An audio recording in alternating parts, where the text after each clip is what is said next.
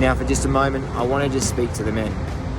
Because guys, for too long, we've had a culture that's pushed us to the back. It's not biblical.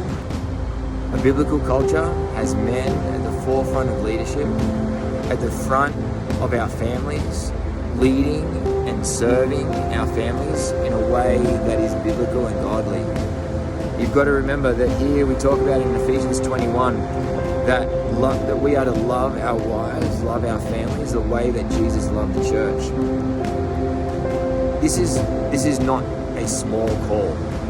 This is something where we deeply need to understand. We need to drill down. We need to find places like the table where we can sit with other people, other men who are sharpening each other, because iron sharpens iron. Because, fellas, if we're not going to step up and we're not going to lead the church that Jesus has put us in charge of, lead our families in places, because our families are a church, a daily church where we are to serve. We should be having communion with our families every day. And realizing that discipline, loving discipline, is actually at the forefront of discipleship. Discipleship is what we're called to do. We're called as fathers into the discipleship of our children and also of our families. But realizing that we are to raise children, not to exasperate them.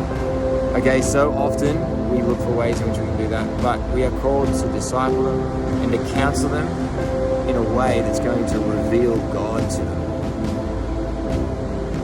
Again, let that sink in, because guys, we need to step up.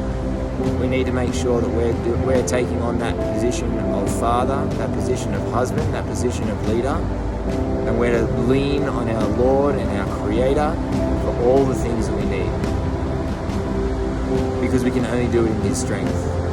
But guys, make sure you make some time this month to come to the table, to come to Jireh, where you are going to be able to commune with other believers who love and serve our Lord and Creator.